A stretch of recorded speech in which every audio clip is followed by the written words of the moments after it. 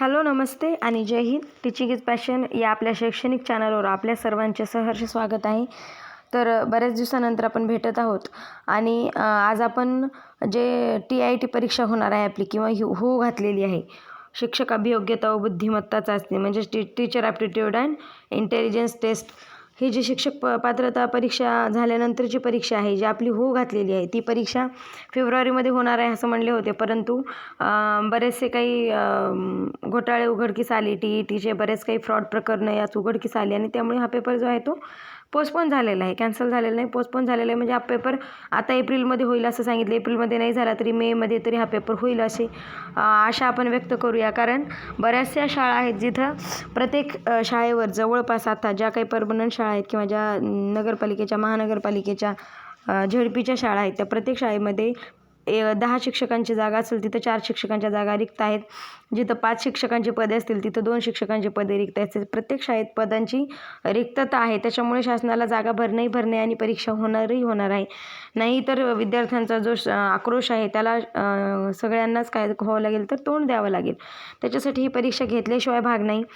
याच्यामध्ये महत्त्वाचा पोर्शन आहे अगदी 30 मार्काचा, तो म्हणजे मानसशास्त्र किंवा शैक्षणिक मानसशास्त्र. शिक्षक म्हणून तुमच्या जबाबदाऱ्या काय असतील, शिक्षक म्हणून तुम्ही परिस्थिती कशी हाताळताल, शिक्षक म्हणून तुम्ही परिस्थितीशी 2 हात कसे कराल, शिक्षक म्हणून तुम्ही किशोरवयीन मुलांमध्ये कसे वावराल, त्यांचा आदर्श कसे बनाल, शिक्षक म्हणून तुम्ही तुमच्या सहकारी जे मित्रमैत्रिणी आहेत त्यांच्याशी कसे वावराल, शिक्षक म्हणून जर तुम्हाला काही चुकीच्या घटना दिसल्या किंवा काही जर कोणी चुकीचं वागताना दिसलं तर तुम्ही लगेच त्याचा प्रतिरोध कराल का, विरोध कराल का, तुम्ही त्याच्याशी वाद घालाल की त्याला समजून सांगाल. शिक्षक म्हणून तुमची जी मेंटल ॲबिलिटी आहे, मानसिक क्षमता आहे, ती चेक करण्यासाठी ही परीक्षा आहे. त्याच्यासाठी तुम्हाला 30 मार्क आहेत मेंटल ॲबिलिटीजवर, शिक्षकाच्या मानसशास्त्रावर. शिक्षक म्हणून तुम्ही निर्णय क्षमता कशी असेल तुमची, जबाबदाऱ्या कशा पार पाडाल तुम्ही, कोणत्या पद्धतीनं तुम्ही मुलांना हँडल कराल, कोणत्या पद्धतीने तुम्ही शिक्षक वर्गांना हँडल कराल, तुमच्यावर जर एखादी एक्स्ट्रा जबाबदारी आली तर तुम्ही तिथं कसे वागाल आणि तुम्ही स्वतःला कसं सिद्ध कराल.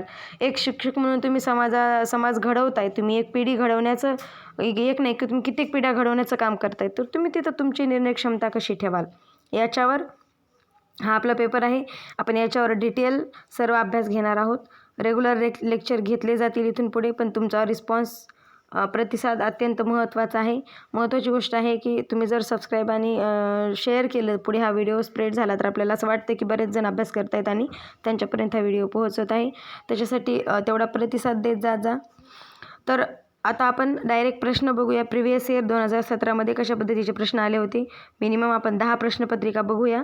प्रत्येक प्रश्नपत्रिकेमध्ये किती वेटेज आलं होतं या प्रश्नांना आणि कशा पद्धतीचे कशा लेवलचे प्रश्न होते हे बघूया. म्हणजे इथून पुढे आपल्याला अंदाज लागेल की आपल्याला नेमका अभ्यास कसा करायचा आहे, किती करायचा आहे. तसेच याच्यामध्ये आणखीन एक महत्त्वाची गोष्ट आहे की आपल्याला बालमानसशास्त्र विचारलेलं आहे. आपल्याला बालमानसशास्त्र म्हणून तुम्ही कशा पद्धतीनं शिक्षक होण्यासाठी तुमची पहिली परीक्षा घेतली, तुम्ही शिक्षक पात्र आहात का शिक्षक होण्यासाठी, पात्रता परीक्षा घेतली, त्याच्यामध्ये तुम्हाला बालमानसशास्त्र होतं, मुलांचं मानसशास्त्र होतं, मुलांना त्यांचा अभ्यास कशा पद्धतीने करून घ्याल किंवा त्यांना कोणत्या पद्धतीने हँडल कराल, त्यांचे वय कोणत्या वयात कशी वाढ असते, कोणत्या वयात त्यांची मानसिकता कशी असते, कोणत्या वयात ते कोणत्या चुका करतात किंवा कोणत्या वयात ते कसे वागतात हे बघितलं आपण. त्याच्यानंतर आता आपल्याला बघायचं आहे किंवा त्यांना कोणत्या डिसऑर्डर होतात, मुलामध्ये कोणते आजार असतात. आता बघायचं आहे आपल्याला एक शिक्षक म्हणून आता तुम्ही परिस्थिती कशी हँडल कराल. आता तुम्ही शिक्षक झालात, ठीक आहे, मग परिस्थिती तुम्ही जबाबदार व्यक्तिमत्व म्हणून कशी हाताळाल हे आपल्याला या पेपरमध्ये बघायचं आहे. त्याच्यासाठी आपण पहिले 10 प्रश्नपत्रिका बघूया. नंतर आपण जसं तुमचा रिस्पॉन्स असेल किंवा तुमचं काय मतांतर आहेत ते मला कमेंटमध्ये कळवा. आपण तसेच पुढे काय करूया तर लेक्चर स्टार्ट करूया. सगळ्यात महत्त्वाची गोष्ट आहे की मी सेटेड पास आहे आणि मानसशास्त्रावर बऱ्यापैकी मला असं वाटतं की माझी पकड आहे, जेवढ्या प्रमाणात आहे तेवढ्या, तर त्याचा फायदा नक्कीच तुम्हाला व्हावा. आणि फ्री ऑफ कॉस्ट आपण हा उपक्रम राबवत आहोत. तर चला आपण जास्त वेळ न घालवता प्रश्न उत्तराला सुरुवात करूया. 2017चा 21 नंबरचा हा पेपर आहे जो की झाला होता 2017मध्ये. त्याच्यामधला पहिला प्रश्न आहे, आक्रमक वर्तनाचा एक प्रकार आहे. आक्रमक वर्तन म्हणजे काय, म्हणजे रागीटपणाचा, उग्र होण्याचा एक प्रकार आहे. Is a type of aggressive behaviour, म्हणजे रागीट वर्तनाचा एक प्रकार आहे, आक्रमक वर्तनाचा एक प्रकार आहे. कुठला, फक्त तोंडी आक्रमकता होते का, म्हणजे फक्त तोंडाने भांडता येतं का, व्हर्बल ॲग्रेशन होतं का, किंवा दुसरं मित्रत्वापेक्षा म्हणजे ओव्हर फ्रेंडनेस म्हणजे जास्त मैत्री सोडून पलीकडे भांडणे हे झालं. किंवा विरोधी आक्रमकता म्हणजे अति विरोध करणे आणि आक्रमकता. मग आता आक्रमक वर्तनाचे नेमका प्रकार, आक्रमक वर्तनाचा एक प्रकार आहे कोणता, तर हे सर्वच आक्रमक वर्तनाचे काय आहेत तर ए आणि सी काय आहेत तर याचे प्रकार आहेत. बी विरोधी आक्रमकता हा कुठल्याही आक्रमकतेचा प्रकार नाही. ए आणि सी म्हणजे काय, तोंडी आक्रमकता एक आहे, व्हर्बल तुम्ही बोलून भांडू शकता, विरोध दर्शवू शकता, किंवा विरोधी आक्रमकता म्हणजे एखाद्याचा राग आहे खूप म्हणून विरोध दर्शवणे, ही एक आक्रमकता आहे. म्हणजे याचं जे ऑप्शन आहे ते आहे ऑप्शन क्रमांक डी म्हणजे काय आहे तर ए आणि सी दोन याचे बरोबर उत्तर आहेत. ठीक आहे. त्याच्यानंतर प्रश्न क्रमांक 2 व्यवस्थितपणे बघा, कारण प्रश्न कोणत्या लेवलचे आहेत हे तुमच्या लक्षात आले पाहिजे. खोळेपणाचे एक लक्षण आहे, खोळेपणाचे लक्षण आहे. Symptom of a mania is कोणता आहे, एक प्रेरक वर्तन, इम्पल्स बिहेवियर, अत्यानंद, इफॉरिक खूप आनंद, अत्यानंद आहे, निद्रानाश आहे, इसोमनिया आहे, किंवा दिलेले सर्व आहेत. तर खोळेपणाचं एक लक्षण आहे कोणतं, प्रेरक वर्तन, इम्पल्स बिहेवियर म्हणजे काय तर खोळेपणाचं एक लक्षण आहे प्रेरक वर्तन म्हणजे अति कुठल्याही गोष्टीमध्ये अतिशयोक्तीपणा करणे, प्रेरक वर्तन करणे हा एक काय आहे तर खोळेपणाचं लक्षण आहे. म्हणजे बरेचसे आजार आहेत ते मानवतेला होतात म्हणजे मानसिकतेला होतात. तर त्या मानसिकतेवरची जी स्टडी आहे किंवा त्याचा जे अभ्यास आहे ते आपण मानसशास्त्रामध्ये करत असतो. त्याच्यानंतर आहे एक प्रश्न क्रमांक 3, एक विशिष्ट क्षेत्रामध्ये उल्लेखनीय क्षमता म्हणजे एखाद्या विशिष्ट क्षेत्रामध्ये एखादा विद्यार्थी खेळामध्ये असेल, एखादा विद्यार्थी भाषणामध्ये असेल, एखादा विद्यार्थी भांडणामध्ये असेल, एखादा विद्यार्थी स्पोर्टमध्ये एखाद्या विशिष्ट खेळामध्ये असेल, एखादा विद्यार्थी वाचनामध्ये असेल, एखादा विद्यार्थी प्रयोग करण्यामध्ये असेल, तर ती त्या क्षेत्रातली त्याची विशिष्ट उल्लेखनीय कामगिरी म्हणायचं.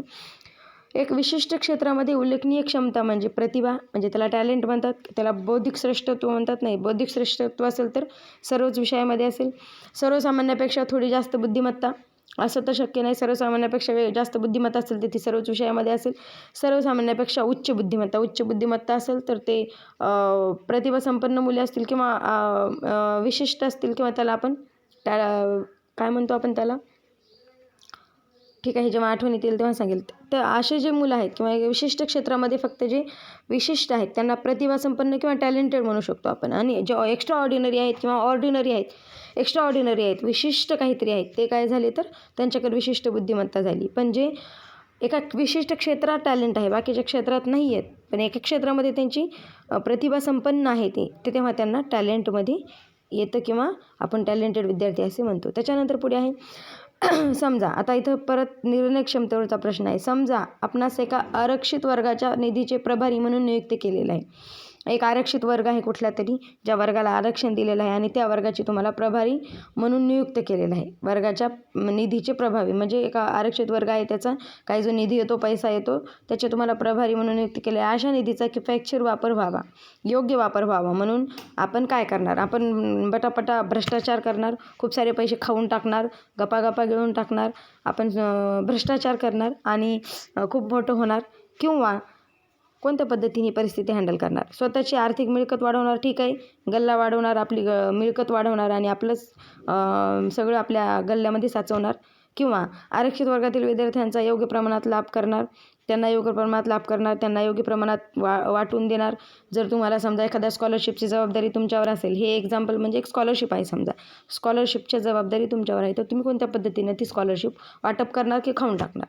त्याच्यानंतर प्राचार्यास आर्थिक मदत करणार, म्हणजे तुम्ही मोठे व्हा, मी मोठे होतो, आपण दोघं काय करू तर आपण त्याच्यामध्ये काय करू, भागीदारी करू आणि तू बी खाऊ मी बी खाता असं म्हणणार. किंवा सामाजिक कल्याण अधिकाऱ्यासोबत स्वतःचा पण फायदा करून घेणार, म्हणजे डायरेक्ट सेटिंग करणार, सामाजिक कल्याण अधिकाऱ्यासोबतच सेटिंग करणार, म्हणणार चल तू खाय त्याच्यातले 10 रुपये मला दे 100 रुपये आणि आपण दोघंही खाऊन टाकू आणि विद्यार्थ्यांचं सत्यानाश करू असं म्हणणार.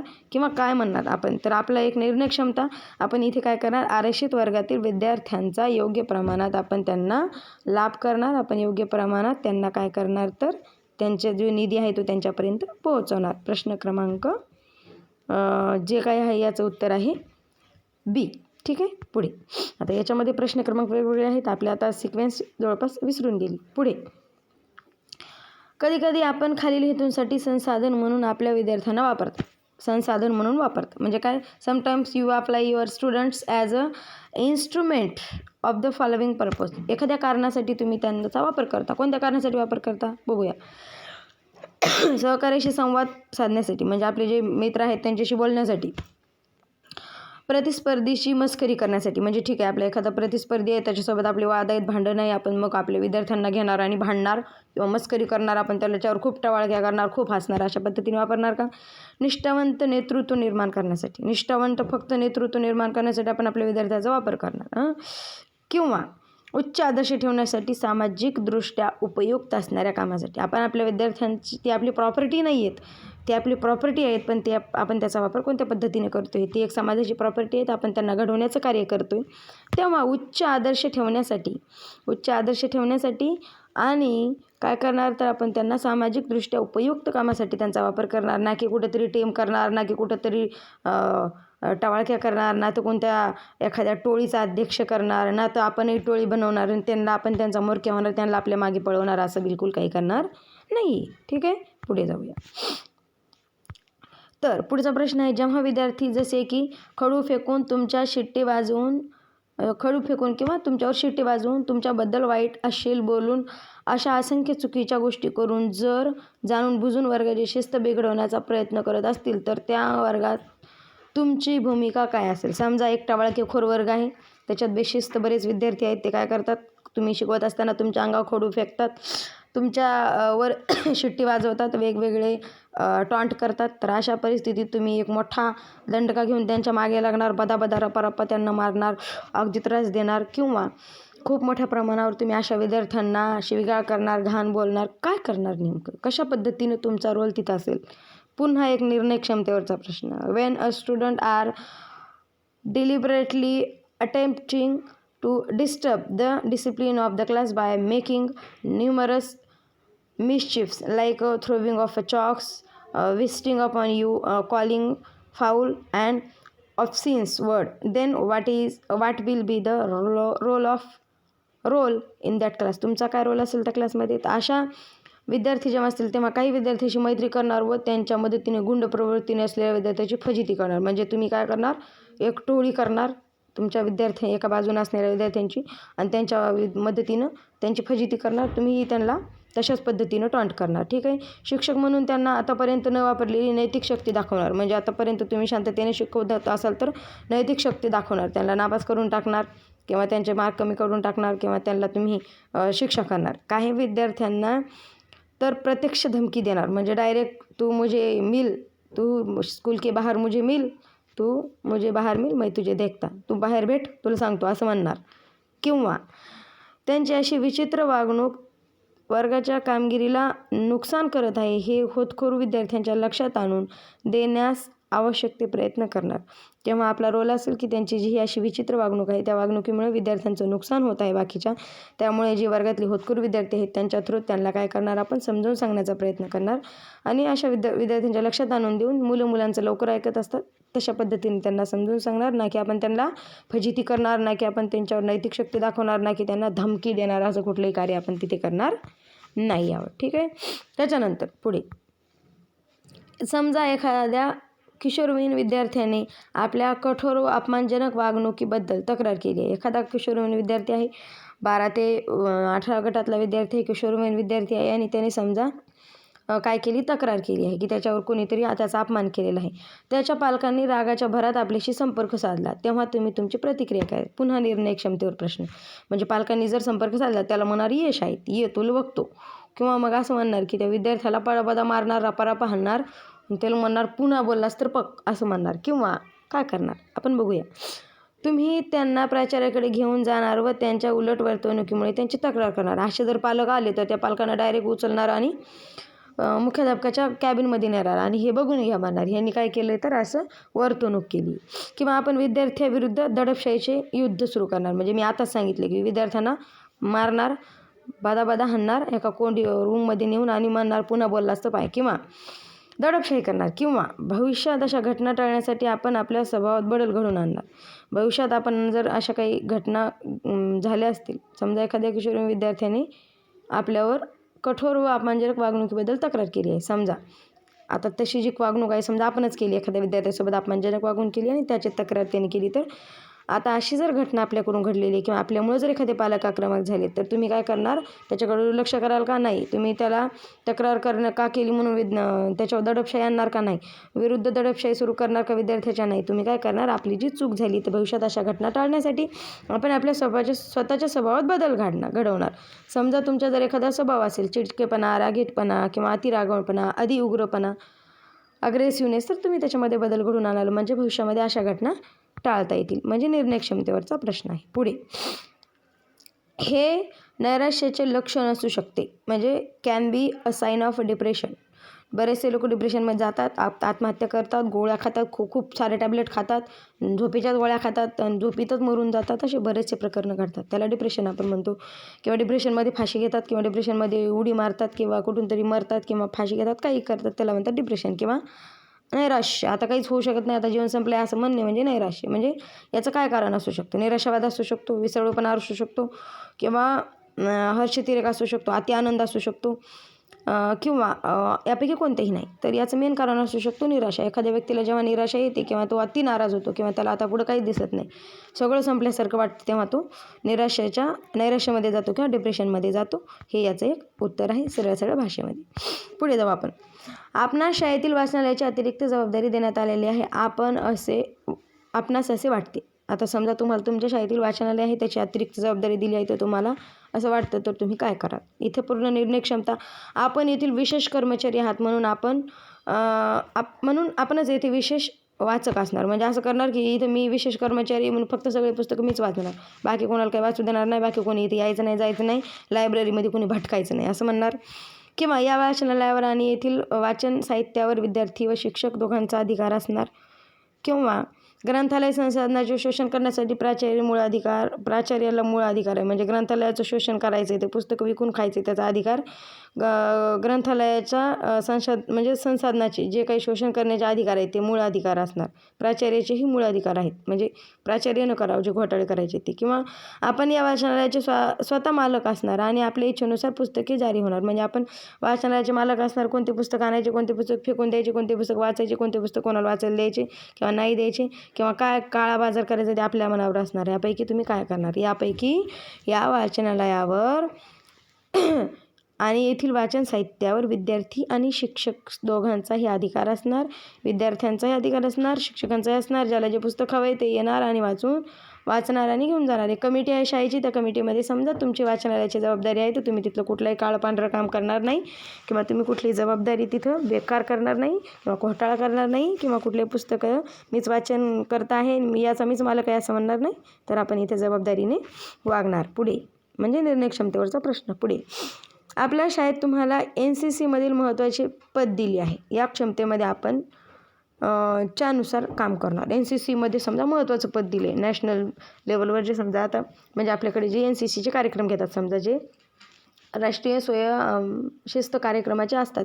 स्वयंशिस्त कार्यक्रम असतो म्हणजे काय की विद्यार्थ्यांना वळण लावणे किंवा स्वतःची कामं स्वतः करणे, त्याच्यामध्ये हा उपक्रम असतो NCCचा शाळेमध्ये. तर तुमच्याकडे जर अशी जबाबदारी आली तर तुम्ही काय करणार?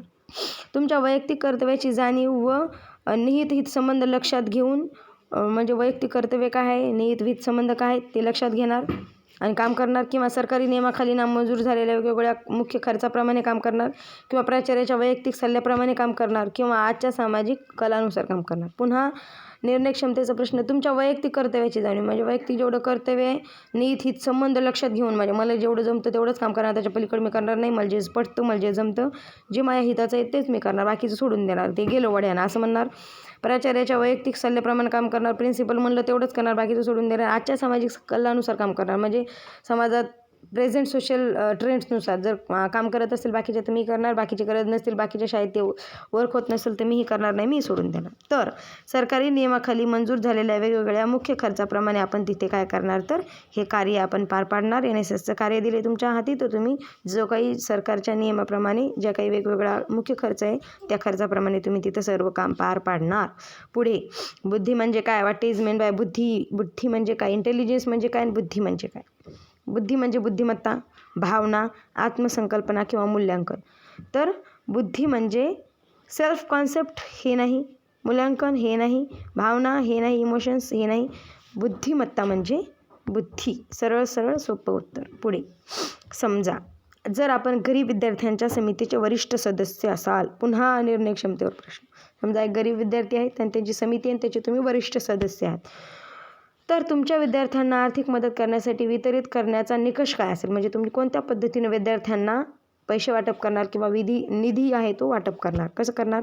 आपल्या आवडत्या विद्यार्थ्यांना आर्थिक मदत करणार म्हणजे जे तुमचे 4 विद्यार्थी आवडते आहेत वर्गातले, सगळे पैसे त्यांना देऊन टाकणार, बाकीच्यांना म्हणा जा बोंबलत, मला तुमच्याशी काही घेणं देणं नाही. किंवा इच्छुक विद्यार्थ्यांना आर्थिक मदत करणार म्हणजे जे विद्यार्थी इच्छुक आहेत त्यांना मदत करणार. किंवा शिक्षकाचे प्रत्येक काम ऐकणाऱ्या विद्यार्थ्यांमध्ये आर्थिक मदत वाटली जाणार. म्हणजे जे तुम्हाला चहा पाणी आणून देतात किंवा जे तुमचे कामं करतात किंवा जे तुमचे पुस्तकं वह्या नेऊन इकडे तिकडे ठेवतात किंवा जे तुमची हाजरी वागवतात किंवा जे तुम्हाला जास्त सरसर करतात त्यांचेच कामं करणार, बाकीच्यांना वढ्यात जा म्हणणार. किंवा तुम्ही सक्षम नाही असे करण्यास ओझं वाटत आहे, म्हणजे तुम्ही कामच करू शकत नाही, ती जबाबदारीच पाडू शकत नाही असं तुम्हाला वाटतं, तर काय करणार. तर तुम्ही इच्छुक विद्यार्थ्यांना आर्थिक मदत करणार. म्हणजे जे काही तिथं विद्यार्थी इच्छुक आहेत, ज्यांना आवश्यकता आहे, इच्छा आहे ज्यांची काम करण्याची किंवा ज्यांना आर्थिक मदतीची आवश्यकता आहे, त्यांना त्यांच्या यानुसार आपण मदत करणार. पुढे निर्णय क्षमतेवरचे प्रश्न. कायम विद्यार्थ्यांच्या बाजूने असणार, त्याच्यामध्ये कधीही स्वतःचा पक्षपातपणा नसणार, पार्शलिटी नसणार. निर्णय क्षमता हा योग्य विद्यार्थ्यांच्या दिशेने असणार. ठीक आहे. स्पेअरमॅनने हा सिद्धांत विकसित केला. आता बघा आपण स्पेअरमॅन बुद्धीचे सिद्धांत देणाऱ्यांकडे जाऊया. तर बरेचसे सिद्धांत दिले. हार्वर्ड गार्डनर होते, त्यांनी बहुबुद्धीचा सिद्धांत दिला, त्याच्यामध्ये 8 बुद्धीचे प्रकार दिले त्यांनी. त्याच्यानंतर बिने होता, बिनेने काही प्रकार दिले. त्याच्यानंतर IQ फॉर्म्युला कोणी डेव्हलप केला, आपण हे सगळं बघितलेलं आहे. आपल्याला डीपमध्ये पुन्हा बघायचं आहे, पण पुन्हा एकदा थेऱ्या करणार आहोत. तर आपल्याला प्रश्न आहे स्पेअरमॅनने बुद्धीचा कोणता सिद्धांत दिला. द्विस्तरीय बुद्धी, त्रिस्तरीय बुद्धी असे बुद्धीचे प्रकार दिले होते. त्याच्यामध्ये स्पेअरमॅनने कोणता प्रकार दिला तर बघायचा आहे.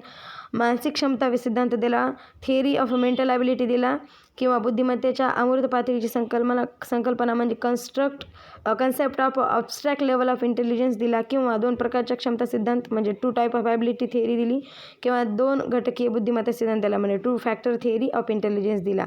तर हा जो स्पेअरमन आहे त्यांनी 2 घटकीय बुद्धिमत्ता सिद्धांत दिला, 2 फॅक्टर थिअरी ऑफ इंटेलिजन्स हा कोणी दिलेला आहे तर स्पेअरमॅनने दिलेला आहे. याचं आपल्याला डीपमध्ये थिअरीमध्ये बघायचं आहे, किंवा आपण आपल्या मागच्या लेक्चरमध्ये हे सीटेटच्या बघितलेलं सुद्धा आहे. ठीक आहे. पुढे जाऊया आपण. हे झाले सरळ फॅक्च्युअल प्रश्न, म्हणजे मनोवैज्ञानिकावर आलेले प्रश्न, फॅक्च्युअल प्रश्न. सरळ प्रभाव आहे कशाचा. फ्लॅट इफेक्ट इज वाकशक्ती कमी होणे, अजिबात भावना व्यक्त न करणे, इतरांपेक्षा कमी भावना दर्शवणे, सामाजिक माघार घेणे. म्हणजे सरळ प्रभाव आहे कशाचा. अजिबात भावना व्यक्त न करणे. Flat effect is not showing emotions at all, म्हणजे कुठली भावना व्यक्त न करणे, अगदी शांत राहणे, स्तब्ध राहणे हा याचा इफेक्ट आहे. पुढे खालीलपैकी कोणते कारण बहुधा ध्वनिविषयक विकाराशी संबंधित शारीरिक कारण नाही. तर आपण आजार बघितले होते त्याच्यामध्ये dyscalculia, dyslexia, dysgraphia, dysphagia, dyscalculia म्हणजे वाचनाशी संबंधित, लिखाणाशी संबंधित, बोलण्याशी संबंधित, त्याच्यानंतर गणितीय क्षमतेशी संबंधित असे आजार बघितले होते जे की मेंटली डिसऑर्डर्स आहेत. त्या काही विशिष्ट व्यक्तींना होतात. असे जे मुलं आहेत डिसऑर्डर्स असलेली, तर त्यांच्यामध्ये ह्या ज्या डिसऑर्डर्स आहेत किंवा हे जे विकार आहेत ते उद्भवलेले दिसतात. आपण याच्यावर चॅप्टर घेतलेला आहे, तुम्ही आपल्या लिस्टमध्ये जाऊन बघू शकता, किंवा आपल्याला याच्यावर डीप चॅप्टर पण घ्यायचा आहे. खालीलपैकी कोणते कारण बहुधा ध्वनिविषयक विकाराशी संबंधित शारीरिक कारण नाही. श्रवणक्षमता, छिद्र तालू किंवा आग्रखंड लहान असणे म्हणजे बोलण्याशी संबंधित, ध्वनिविषयक ऐकण्याशी संबंधित जो विकार आहे त्याच्याशी कशाचं शारीरिक कारण नाही, त्याचं शारीरिक कारण नाही. कोणतं आहे तर किंवा सेरेब्रल पाल्सी सुद्धा एक आजार आहे. अशा व्यक्तींना काय होतं तर व्यवस्थित ऐकायला येत नाही. तर अग्रखंड लहान असणे, स्मॉल फ्रंटल लोब्स हा एक याचं कारण आहे. म्हणजे काय आहे तर खालीलपैकी जे बहुधा ध्वनिविषयक विकाराशी संबंधित शारीरिक कारण नाही, बाकीचे सगळे कारण आहे त्याच्याशी रिलेटेड. श्रवणक्षमता हेही कारण आहे, श्रवण क्षमतेशी रिलेटेड. चित्रतालू हेही कारण आहे. त्याच्यानंतर सेरेब्रल पाल्सी हेही कारण आहे, ऐकण्याच्या क्षमतेशी रिलेटेड. फक्त आग्रखंड लहान असणे हा याच्याशी रिलेटेड कुठलाही कारण नाही. आपल्याला जे कारण नाही तेच विचारले आहे, जे नाही तेच म्हणजे जे बरोबर नाही तेच इथं बरोबर आहे, कारण आपल्याला तेच विचारलेलं आहे. पुढे म्हणजे याला अशा प्रश्नाला आपण निगेटिव्ह प्रश्न असे सरळ म्हणतो. सामान्यतः किशोरावस्थेत चिंता, राग, व तणाव भरून असते.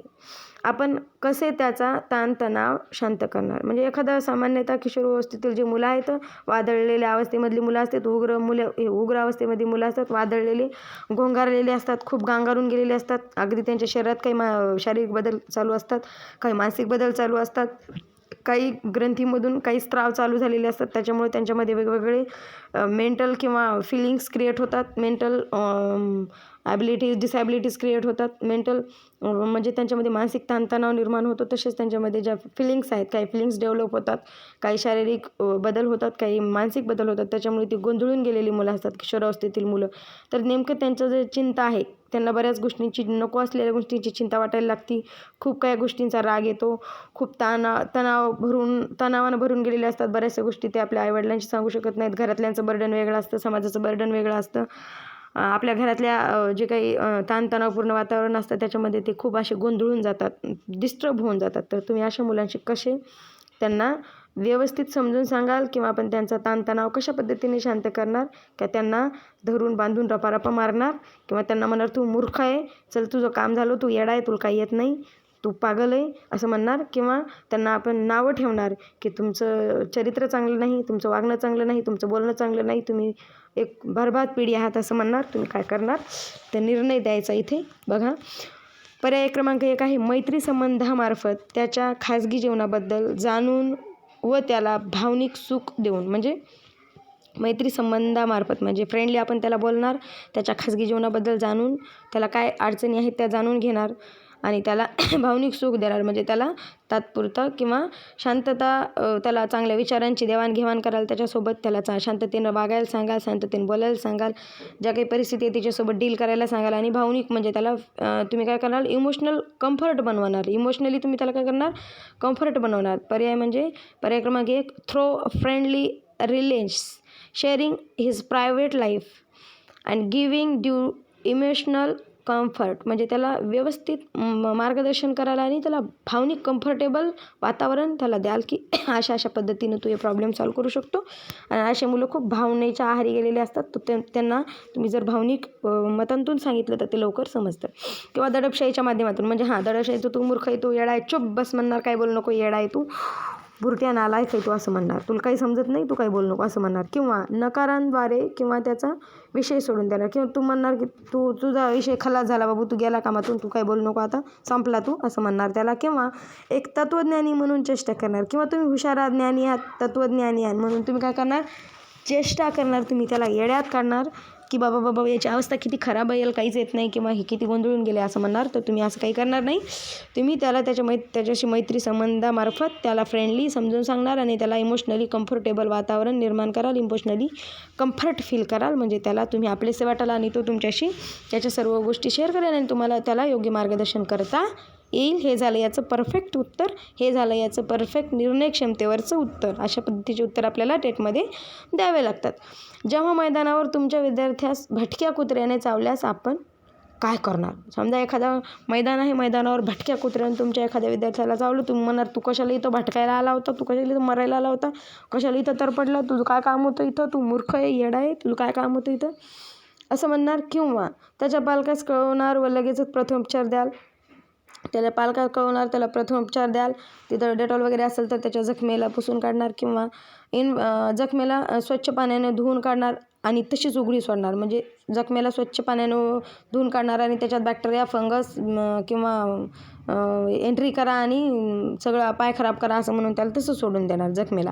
किंवा रेबीजच्या लसीकरणासाठी शाळेकडून मदत करणार. रेबीजच्या लसीकरण तर पुढची गोष्ट आहे. पहिल्यांदा काय करणार? त्याच्या उपचारात वैयक्तिक मदत करणार. ठीक आहे, हे तिन्ही पर्याय पॉझिटिव्ह आहेत. उपचारात वैयक्तिक मदत करणार, करू शकता की तुम्ही जाऊ शकता, भेटू शकता, त्याला योग्य मार्गदर्शन करू शकता, रेबीजच्या लसीकरणासाठी मार्गदर्शन करू शकता किंवा शाळेकडून उपलब्ध करून देऊ शकता. पण त्याला धुवून काढणार आणि तशीच सोडणार हे तर चुकीचंच आहे, हे तुम्ही करू शकत नाही. पण त्याच्या सगळ्यात योग्य उत्तर आहे की त्याच्या पालकाला कळवणार की लगेच त्याला कळवणार आणि त्याला प्रथमोपचार द्याल. म्हणजे त्याला पहिल्यांदा छोटीशी ट्रीटमेंट, तुम्ही जी पहिली ट्रीटमेंट आहे ती तुम्ही करणार, प्रथमोपचार देणार आणि त्याला काय करणार, त्याच्या आईवडिलांना सुपूर्द करणार. म्हणजे हे याचं बरोबर उत्तर आहे. असं स्वच्छ धुणार जखम आणि उघडी सोडून देणार म्हणजे त्याच्यात बॅक्टेरिया व्हायरस एंट्री करणार, फंगस एंट्री करणार आणि त्या जखमेचा सत्यानाश आणि त्या पायाचा सत्यानाश करणार किंवा असं काही करणार नाही. पुढे ठीक आहे. हे झालं निर्णय क्षमतेवरचं पुन्हा एक उत्तर. पुढे, जर आपण एखाद्या विद्यार्थ्यास मानसिक त्रास होईपर्यंत शारीरिक शिक्षा दिल्यास तुम्ही काय कराल? समजा तुम्ही एखाद्या विद्यार्थ्याला खूप मारलंय, अगदी त्याच्या पायाला सूज आली किंवा त्याच्या हात लाल भडक झाले आणि त्याला तुम्ही एवढी शिक्षा दिली. आपण एखाद्या विद्यार्थ्यास मानसिक त्रास होईपर्यंत शिक्षा दिली किंवा तुम्ही वर्गात सगळ्यांसमोर त्याच्या किशोर वयातल्या मुलाला किंवा मुलीला त्याच्या मित्रमैत्रिणींसमोर तुम्ही फटकारलं, मारलं, रागवलं, बोललो, नालायक, येडा, मूर्ख, गधा, बेशरम, बेअक्कल असं काही म्हणलं. समजा त्याला खूप मानसिक राग आला, त्याचा तणाव वाढला त्याच्यामुळे मानसिक त्रास होईपर्यंत त्याला शारीरिक शिक्षा दिली, मानसिकही त्रास झाला, तर तुम्ही त्याला काय कराल? असं तुम्ही स्वतःची चुकी मानणार किंवा त्याला पुन्हा मारणार किंवा त्याला म्हणणार चुप बसायचं, काही बोलायचं नाही किंवा त्याला म्हणणार की तो उद्यापासून शाळेत येऊ नको 2-4 दिवस किंवा मग काय करणार? स्वतःला माफ करण्यासाठी देवाकडे प्रार्थना कराल. म्हणजे चांगला उपाय आहे. देवापुढे जायचं आणि हात जोडायचं, म्हणायचं हे देवा मला माफ कर, मी त्या लेकराला लई मारलं. म्हणजे हे उपाय झाला का? चुकीचं आहे.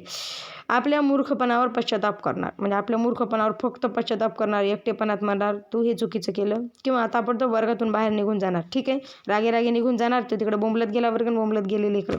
किंवा स्वतःची चूक कबूल करणार आणि त्याला समजवण्याचा प्रयत्न करणार. स्वतःची चूक कबूल करणार, बाबा माझं चुकलं थोडंसं, मी ही एवढं रागवायला नाही पाहिजे होतं, मी तुला एवढं मारायला नाही पाहिजे होतं, रागाच्या भरात मी तुला मारलं, मला थोडासा खेद आहे त्याचा असं म्हणणार आणि त्याला समजून सांगण्याचा प्रयत्न करणार आणि हे प्रकरण व्यवस्थितरित्या हँडल करणार किंवा हे चुकीचे पर्याय करणार, देवाला प्रार्थना करणार, मूर्खपणावर पश्चाताप करणार, ताबडतोब वर्गातून निघून जाणार. असं काही नाही करणार. आपण स्वतःची चूक मान्य करणार आणि सत्याच्या मार्गावर चालणार. पुढे, जर आपल्या वर्गात पुन्हा निर्णय क्षमतेवरचा प्रश्न होता आणि हाही निर्णय क्षमतेवर आहे. जर आपल्या वर्गात हातापायाने अपंग असलेली मुलगी शिकत आहे, तिचे उजवे हात कोपरापासून नसल्यास, म्हणजे बघा हँडिकॅप्ड मुलगी आहे, खातच नाही तिला, आपण तिला शिक्षणास कसे प्रोत्साहित करणार?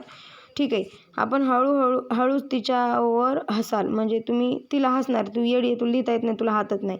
आपण तिचा आत्मविश्वास आणि मनोधैर्य विकसित करणार. बरोबर आहे, हे करणार आपण. ठीक आहे, हे नाही करणार आपण तिला देवाची क्रूर निर्मिती म्हणून समजणार. म्हणजे आपण म्हणणार देवाची सगळ्यात क्रूर निर्मिती आहे, देवानं तुलाही बाप केलं होतं, त्याच्याने देवानं तुला निर्मिती केली, देवानं केलेलं सगळ्यात क्रूर काम आहे. किंवा अगदी आपण अगदी सौम्य आणि सहानुभूतीने वागाल. आपण नुसतं सहानुभूतीने सौम्याने वागून काय होणार? आपण तिला प्रेरित करणार, आपण तिचा आत्मविश्वास मनोधैर्य विकसित करणार की बाई तू शिकू शकते, करू शकते, अभ्यास प्रयत्न कर, आणि असं म्हणून तिला पुढे नेऊ शकतो. ना की आपण तिला काय म्हणणार की आपण तिच्यावर हसणार, येडी आहे म्हणणार, देवानं काही दिलं नाही किंवा मला देवाची क्रूर निर्मिती, देवानं किती तुझ्यावर राग व्यक्त केला आहे, किंवा म्हणणार आपण तू सौम्य सहानुभूती व्यक्त करणार. आपण असं काही नाही करणार. आपण तिला प्रोत्साहन देणार, आत्मविश्वास निर्माण करणार. पुढे, पूर्ण निर्णय क्षमतेवरचा प्रश्न.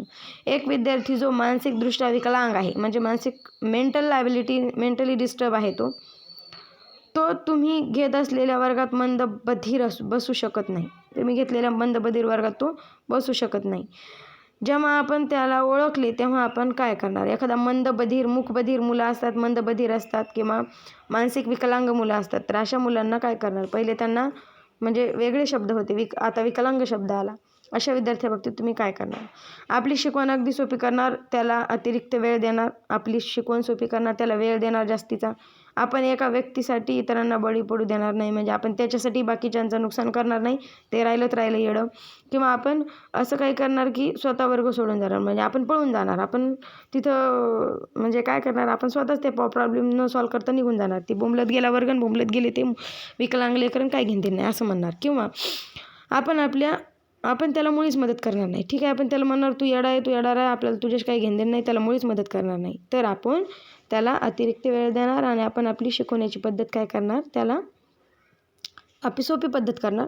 त्याला ज्या भाषेत समजेल त्या भाषेत त्याला शिकवण्याचा प्रयत्न करणार आणि त्याला थोडासा जास्तीचा वेळ देणार. म्हणजे तर काही मानसिक विकलांग असेल तरी त्याला ते समजेल. हे आपण सोडून जाणार, वर्ग भगोड्यासारखं पळून जाणार का नाही? आपण मुळीच मदत करणार नाही, असं करणार का नाही? आपण एका व्यक्तीसाठी इतरांना बळी पडू देणार, म्हणजे ते एक येडं राहिलं तर चालेल पण दुसऱ्यांचे नुकसान होणे असं करणार का नाही? तर याचं उत्तर आहे पर्याय क्रमांक 1. पुढे, पुन्हा निर्णय क्षमतेवरचा प्रश्न होता हा.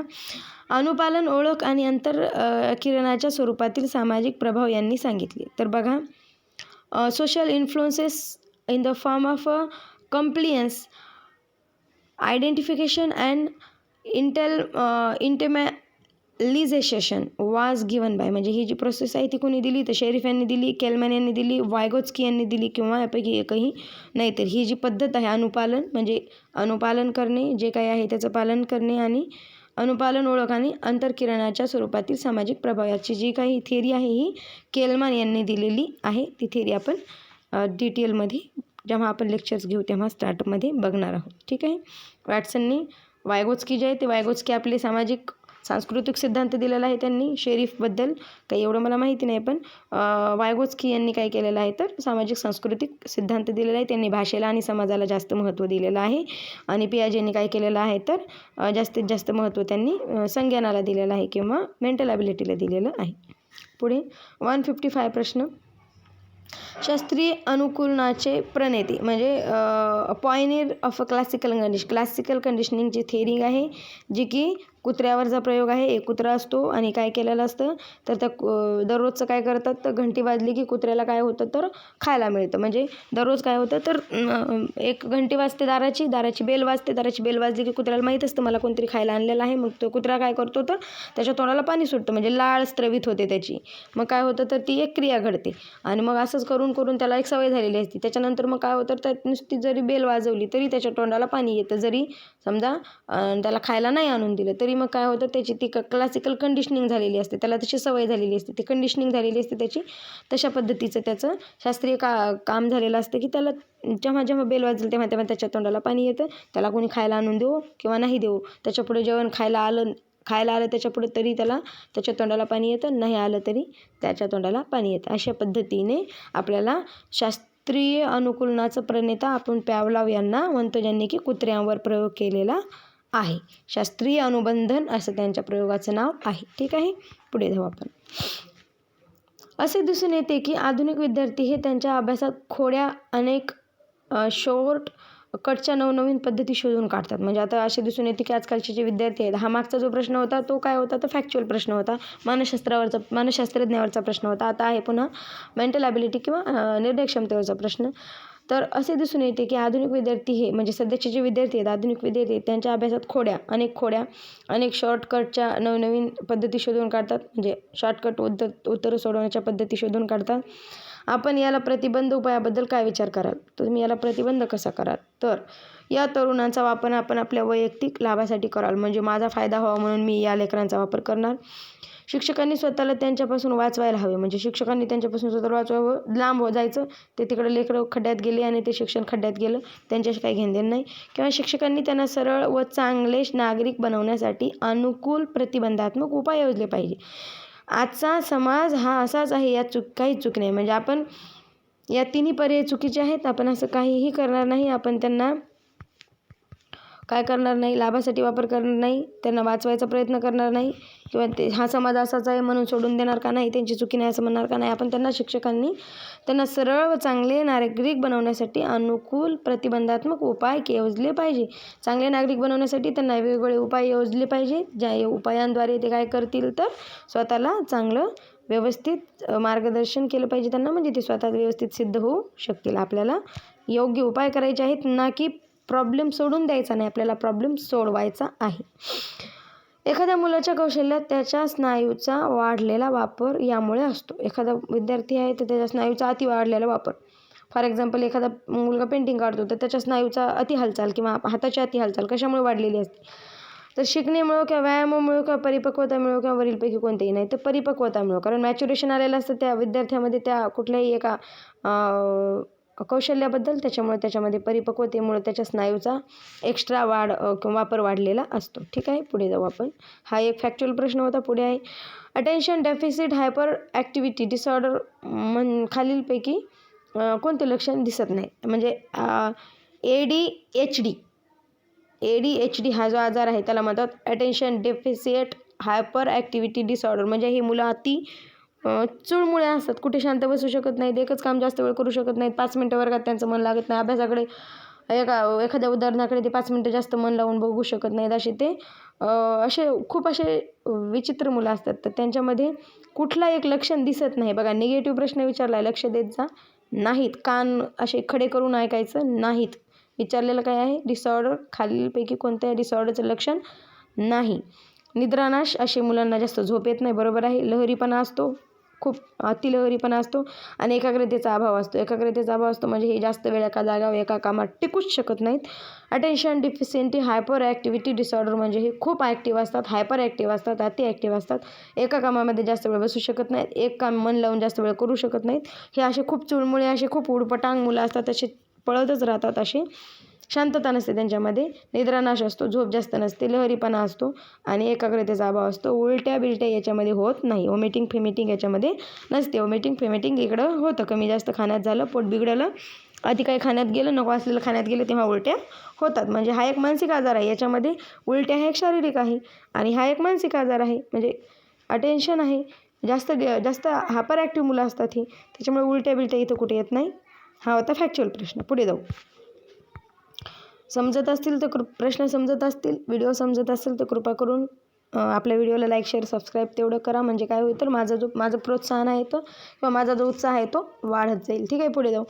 आपणा शाळेतील वाचनालयाची जबाबदारी, अतिरिक्त जबाबदारी देण्यात आली असता आपणास असे वाटते. म्हणजे हा प्रश्न रिपीट आलाय एकाच प्रश्नपत्रिकेमध्ये. आपण येथे विशेष कर्मचारी आहात म्हणून आपले पुस्तक आपणच वाचणार का? हा प्रश्न डबल आलाय. तर आपण आपल्याला माहिती आहे वाचनालयावर आणि येथील वाचन साहित्यावर विद्यार्थी व शिक्षक दोघांचा अधिकार असणार. हा प्रश्न डबल झाला, याचं काय कारण आहे माहीत नाही. हा प्रश्न रद्द होऊ शकतो किंवा काहीतरी असू शकतं.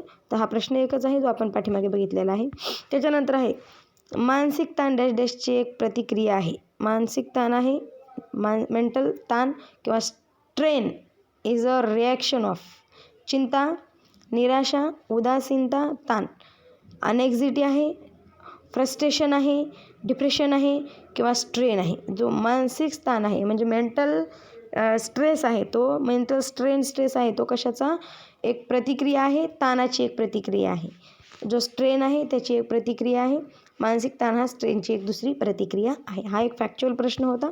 ताणतणाव हा चॅप्टर आहे, त्याच्यामध्ये आपल्याला ही किंवा मानसिक जे टेन्शन आहे किंवा मानसिक ताणतणाव आहे या चॅप्टरमध्ये आपल्याला हे सगळं बघायला मिळतं. जे काही मानसशास्त्रामध्ये गेल्यानंतर आपल्याला हे सगळं जे काही 5-6 प्रश्न आहेत जे फॅक्च्युअल आहेत ते आपण बघितले. बाकी सगळे जास्तीत जास्त निर्णय क्षमतेवरचे प्रश्न आहेत. हे खरे आहे का की नकारात्मक दृष्टिकोनापेक्षा सकारात्मक दृष्टिकोन बदलणे सोपे आहे? हे खरे आहे का? निर्णय क्षमतेवरचा प्रश्न आहे. तर नाही, हे कधीही केले जाऊ शकत नाही, किंवा होय किंवा खात्री नाही.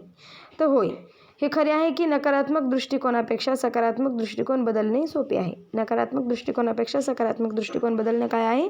सोपं आहे. हे या प्रश्नाचं उत्तर आहे. सोपं आहे, होय आहे, म्हणून हेच बरोबर आहे. ठीक आहे, पुढे हा आहे फॅक्च्युअल प्रश्न. पूर्ण निर्णय क्षमतेवरचा प्रश्न. तुमच्या वर्गात नवीन चेहरा म्हणून तुम्हाला वाईट वागणूक दिली असता. समजा तुम्ही एखाद्या शाळेत शिकवायला गेले, तुम्ही नवीन चेहरा आहात विद्यार्थ्यासाठी, तुम्हाला वाईट वागणूक दिली समजा विद्यार्थ्यांनी, तर तुम्ही विद्यार्थ्याशी कसा व्यवहार कराल? आता असे काही विद्यार्थी असतात त्यांना नवीन शिक्षक आले की खोडा काढणे, त्याचे शिक्षकांना त्रास देणे, शिक्षकांना उगाचच काहीतरी चिडवणे, अशा कृत्य करण्याची सवय असते. असे काही एक्स्ट्रा टवळे मुलं असतात. तर अशा विद्यार्थ्यांना तुम्ही कसं काय करणार? मारणार, हाणणार, बदकिणार, रपकिणार, घरच्यांना सांगणार किंवा मुख्याध्यापकाच्या कॅबिनमध्ये नेणार किंवा मार्क कमी देणार किंवा रोज उठले की त्यांना मारणार? काय करणार? आता नवीन एखादा शिक्षक एखाद्या शाळेत शिकवायला गेला दुसऱ्या शाळेत, तर अशा विद्यार्थ्यांबाबतीत किंवा म्हणजे अशा शिक्षकाबाबतीत नवीन चेहरा सहसा पचवणे विद्यार्थ्यांना थोडं कठीण जातं. तेव्हा ते काहीतरी करून त्या शिक्षकाला थोडंसं त्रास देण्याचा प्रयत्न करतात. तर तुम्ही काय करणार?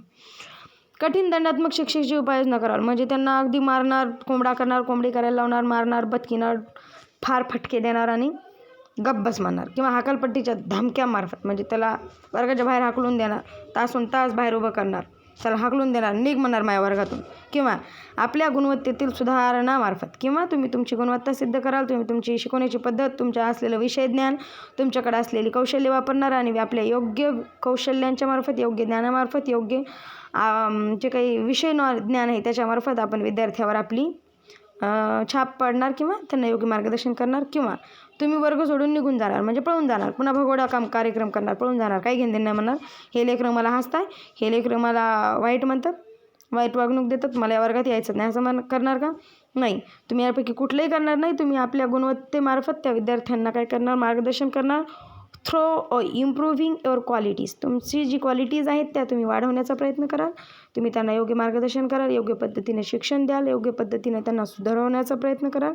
तुमचे जे काही तुमच्यामध्ये असलेलं विषय ज्ञान आहे, तुमच्याकडे असलेले जे काही कौशल्य आहेत, तुमच्याकडे ज्या असलेल्या ॲबिलिटीज आहेत त्या तुम्ही सिद्ध करणार आणि त्या विद्यार्थ्यांना मग आपोआपच तुमच्यावर विश्वास निर्माण होणार. ते तुम्ही त्यांचे आवडते होणार आणि ते तुम्हाला प्रत्येक गोष्टीमध्ये तुम्हाला विचारणार किंवा तुमची प्रत्येक गोष्ट ऐकणार आणि तुमच्यावर विश्वास ठेवणार. हा होता आपला 21 नंबरचा प्रश्न. TIT 2017मधले जे 29 प्रश्न होते कशावर आलेले?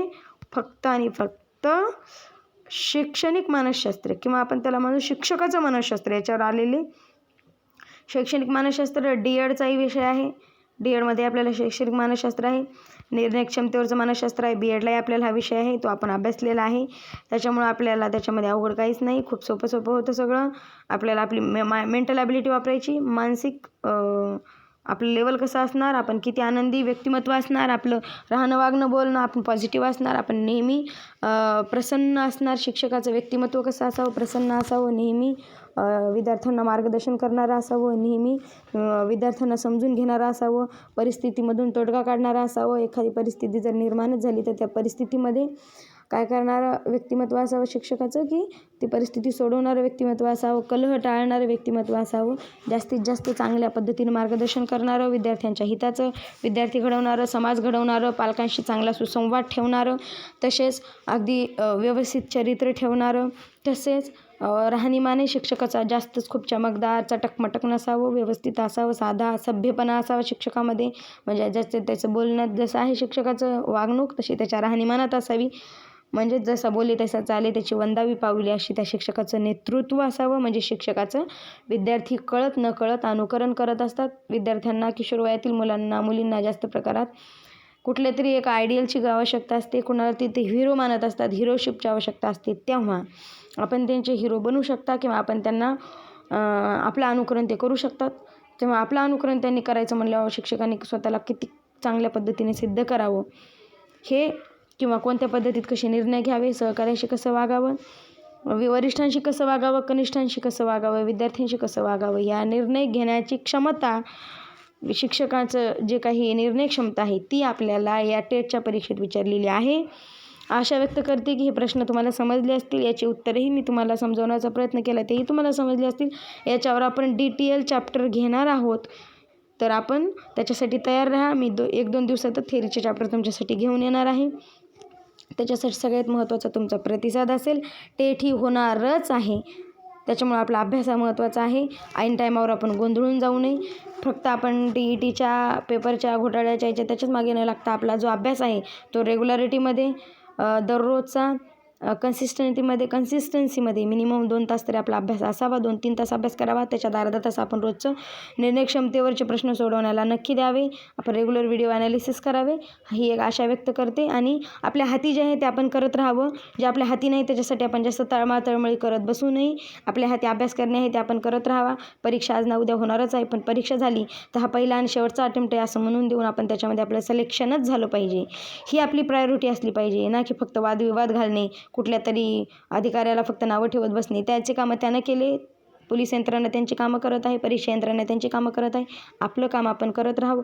जेव्हा हे सगळं खूप आवाक्याबाहेर जाईल किंवा परीक्षा खरंच शासन घेणार नाही, तेव्हा खरंच आम्ही तुमच्याबरोबर मैदानात उतरू आणि खरंच आपण सर्व मिळून संघर्ष करू.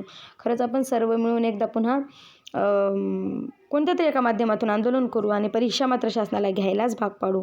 एवढी आपण खरंच इथं शाश्वती व्यक्त करू आणि एक ग्रुप म्हणून शिकूया, एक कमिटी म्हणून एकत्र येऊन सगळे मिळून मार्ग काढूया या परिस्थितीतून. एकमेकांशी भांडून वादविवाद घालून काहीच होणार नाही. सर्वांनी सोबत जाऊन जर लढलं तर नक्कीच काहीतरी निष्क्रिय होईल. एकता हेच आपले शस्त्र असावं.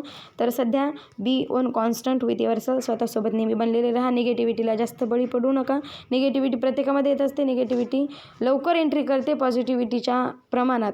त्याच्यामुळे आपल्याला स्वतःला पॉझिटिव्ह ठेवायचं. हीच तर खरी परीक्षेची वेळ आहे, हीच तर खरी तुमच्या चिकाटीची वेळ आहे, हेच तर खरी तुमच्या परीक्षेची वेळ आहे असं म्हणायला हरकत नाही. कारण हाच काळ आहे की तुम्हाला डिस्टर्ब करून सोडतो आणि मग तुमचा अभ्यास अगदी लयाला जातो. जो तुम्ही TETमध्ये अभ्यासाची एक सिक्वेन्स बनवलेली होती, ती सिक्वेन्स तुम्हाला पुढे ठेवायची आहे, ना की डिस्टर्ब होऊन चक्क अभ्यास सोडून द्यायचा आहे, आता कधी टेट होईल असं म्हणून शांत बसायचं आहे. असं काहीही करायचं नाही. जे आपल्या हाती आहे ते आपण करत चला.